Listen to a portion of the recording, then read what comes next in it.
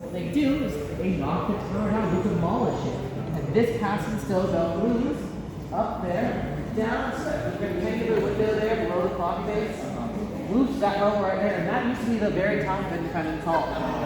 So it moves down, stays in that level, and we have a tower right there. That's pretty cool from 1824.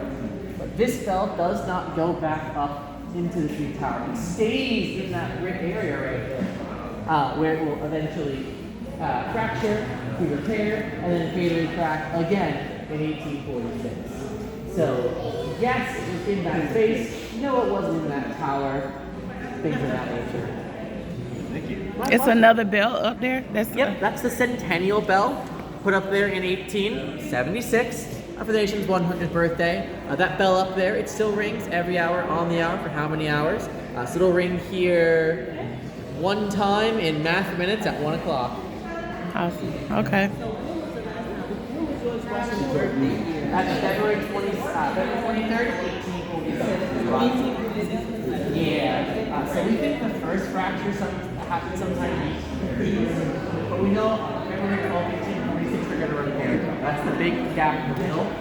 Drill out those sides, open up that fracture, and then when they ring it, like 2 weeks later, that's when that fatal crack. That's that little tiny hairline fracture. So is this the actual bell that? Yeah. Mm-hmm. Wow. The I real don't know. I bell. thought it was bigger. You know, most people do this, like, what's up with the bell? It's like this big honking thing. But else it's just like any church bell. I think in movies we see it as bigger. I've seen it in some movies. 2,000 pounds. 2000. You know, Wow. it looked, yeah. And this was given to us during the Revolution? Nope. No, it was made. Ordered by the Pennsylvania Assembly in 1751. Way before Revolution, way before independence. The purpose of this bell was just to have a bell in that tower for the Pennsylvania Assembly. So they could have a bell in the bell tower in the 1750s. We don't know why they chose the inscription, but it was not for independence, it was not for revolution.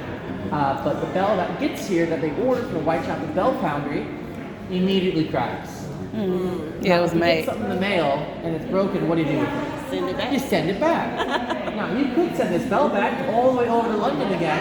You look at like 2 years round trip, a lot of money, and it's risky to send that bell all the way over. You might not never get it back. Right. So, They you do repaired option it. 2. Send a really angry letter back to Whitechapel demanding a new bell and see who locally is going to fix the bell. Yeah. That's locally it's going to be 2 metal workers, John Cass and John Stowe. They're not bell makers, they're just blacksmiths. They get the contract with the bell, take that original Whitechapel bell that gets here in 1751 and melt it all the way back down to liquid metal. What? They re-pour it here in Philadelphia, and the bell they produce is so ungodly bad, they have to do it again a second time because they've been made fun of by Philadelphia for weeks. Oh. That second bell they pour is what we have right here. Made 1753 right here in Philadelphia, Pennsylvania proud. Okay. So this bell was melted down. Well, not well. The metal, yeah. So there are pieces. There is metal in this bell that one time was a bell from England. That bell got melted down, cast into a bell, melted again, cast again. This bell. Oh, gotcha.